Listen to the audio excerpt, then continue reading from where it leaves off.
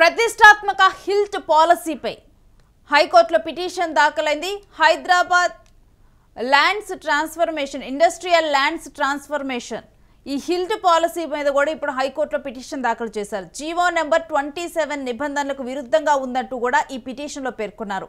Petition దాఖలు చేశారు పర్యావరణవేత్త పురుషోత్తం. ఈ మేరకు కూడా ఇక సిబిఐ లేదా ఈడీతో దర్యాప్తు చేయించాలంటూ కూడా పిటిషనర్ కోరుతూ ఉన్నారు.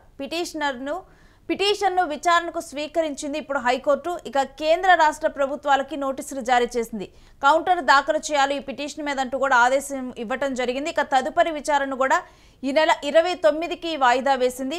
హైదరాబాద్ ఇండస్ట్రియల్ ల్యాండ్ ట్రాన్స్ఫర్మేషన్ ఇప్పటి వరకు ఏదైతే ఇండస్ట్రియల్ పర్పస్ కోసం యూజ్ చేస్తున్నారో ఓఆర్ఆర్ లోపల ఉన్నటువంటి 9,992 ఎకరాల భూమి, ఏదైతే 9,000కు పైగా ఉన్నటువంటి ఎకరాల భూమిని కూడా మొత్తం కూడా మల్టీపర్పస్ ల్యాండ్స్గా కూడా మల్టీపర్పస్ జోన్గా మార్చే ప్రయత్నం కొనసాగుతూ ఉంది. అంటే మొత్తం కూడా నివాసానికి కానీ లేకపోతే ఇంకేదైనా వాణిజ్య పరంగా కానీ ఇలా మల్టీపర్పస్గా వాడుకోవటానికైతే ప్రభుత్వం తీసుకొని రావటం జరిగింది ఈ నిబంధన. కానీ జీవో నెంబర్ 27కి విరుద్ధంగా ఈ హెచ్ఏఎల్టీ ప్రాసెస్ ఉందంటూ కూడా ఇప్పుడు దీని మీద అయితే పర్యావరణవేత్త పురుషోత్తం పిటిషన్ దాఖలు చేయటము, ఆ పిటిషన్ను కూడా ఇప్పుడు హైకోర్టు స్వీకరించిన తర్వాత కేంద్ర రాష్ట్ర ప్రభుత్వాలకి నోటీసులు జారీ చేసి దీని మీద కౌంటర్ దాఖలు చేయాలంటూ ఆదేశించడం జరిగింది.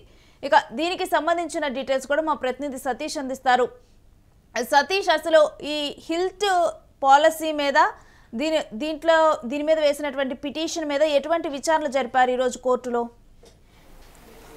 తెలంగాణలో మొత్తంగా ఏదైతే జిహెచ్ఎంసీకి సంబంధించి 27 కార్పొరేషన్లని అలాగే జిహెచ్ఎంసీ గ్రేటర్ హైదరాబాద్లో కలిపారు. దాంతోపాటు హిల్ట్ పాలసీని కూడా తీసుకొచ్చారు. అంటే నగరపాలక సంస్థ మొత్తం కూడా ఈ భూములకు సంబంధించి దాదాపు 9,500 ఎకరాల భూమిని కూడా ఏదైతే ఇండస్ట్రియల్కి సంబంధించి ఈ భూములు ఉన్నాయో ఇవన్నీ కూడా దీనికి సంబంధించి జీవో తీసుకొచ్చారు. ఈ జీవోలో అంటే 30%కే ఇప్పుడు దాదాపు ఎట్లా అంటే హైదరాబాద్లో ఒక రకంగా చూస్తే ఒక ఎకరాకి 40 నుంచి 50 కోట్ల ల్యాండ్ అనేది సేల్ అవుతుంది, అంటే ప్రైవేట్గా. దాన్ని ఇప్పుడు ఈ జీవోలో తీసుకొచ్చిన దాని ప్రకారం ఒక ఎకరాకి 6 నుంచి 7 కోట్లు మాత్రమే వాళ్ళు తీసుకున్న వాళ్ళకి వెళ్తుంది. సో ఈ నేపథ్యంలో ప్రభుత్వానికి అటు ప్రజలకు ఉపయోగం లేదంటూ కూడా, అంటే ప్రభుత్వం దీన్ని కావాలని తీసుకొస్తుంది. ప్రభుత్వంలో ఉన్న పెద్ద వ్యక్తులంతా కూడా దీన్ని కావాలని చేస్తూ ఉన్నారు. సో 18 చోట్ల, అంటే హైదరాబాద్ మొత్తం ఔటర్ రింగ్ రోడ్డు చుట్టుపక్కల ఔటర్ లోపల ఉన్నటువంటి భూములన్నీ కూడా దీనికి సంబంధించి ప్రభుత్వ పెద్దల బినాముల పేర్లు పెట్టి తీసుకుంటున్నారు. సో తక్కువ ధరకే తీసుకుంటున్నారు అనేది పెద్ద ఆరోపణ అయింది. సో ఈ నేపథ్యంలోనే కేటీఆర్ ఆరోపణలు చేశారు. దీనిపైన Yeleti Maheshwar Reddy BJP floor leader ఆరోపణలు చేశారు.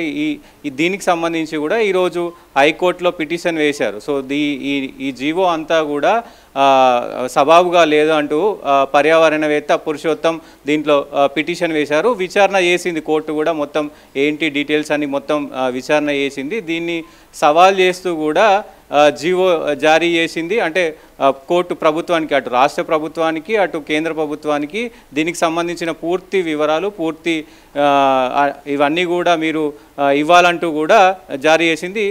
ఈ 29న మళ్ళీ విచారణకు ఆదేశించింది. దీనికి సంబంధించిన పూర్తి సమాచారం అటు కేంద్ర ప్రభుత్వం ఇటు జీవో తీసుకొచ్చిన రాష్ట్ర ప్రభుత్వం మొత్తం సమాచారాన్ని ఇవ్వాల్సిందిగా చెప్పింది. సో దీంతోపాటు దీన్ని ఈడీకి లేదా సిబిఐకి అప్పచెప్పాలనేది కూడా ఆయన పురుషోత్తం రెడ్డి దాంట్లో చెప్పారు. సో దీని డీటెయిల్స్ మొత్తం కూడా ఈ హిల్ట్ పాలసీ మీద ప్రతిపక్షాలు తెలుపుతున్నటువంటి ఆందోళన ఏంటి? దీనివల్ల జరిగే నష్టం ఏమని చెబుతున్నారు?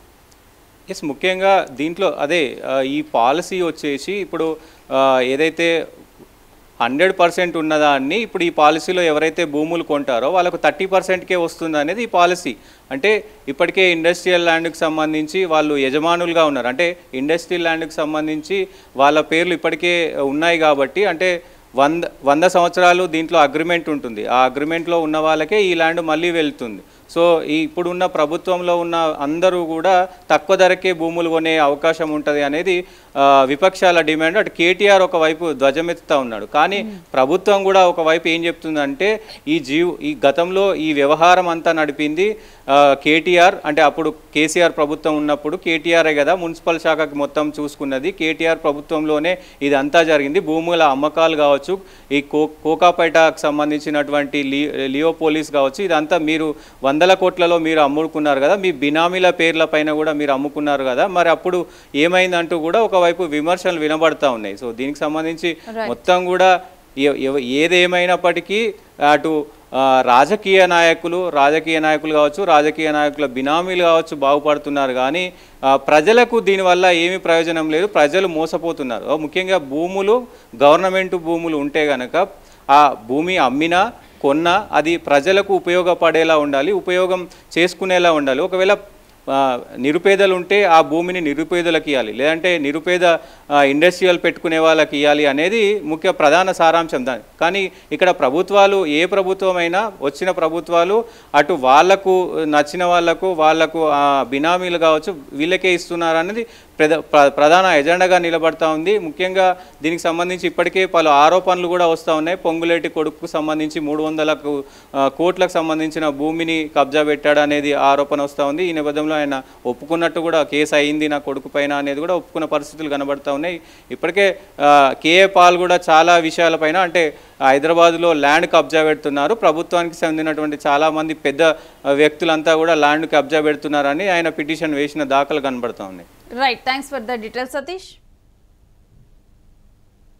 ఇక ఈ హెల్త్ పాలసీ మీద ఇప్పుడు హైకోర్టులో విచారణ చేసిన తర్వాత కూడా దీని మీద కౌంటర్ దాఖలు చేయాలంటూ కూడా ఇప్పుడు మొత్తం కూడా కేంద్ర ప్రభుత్వానికి అదేవిధంగా రాష్ట్ర ప్రభుత్వానికి కూడా నోటీసులు అందజేయడం జరిగింది. ఇక ఈ తదుపరి విచారణ కూడా ఈ నెల 29కి అయితే వాయిదా వేయడం జరిగింది.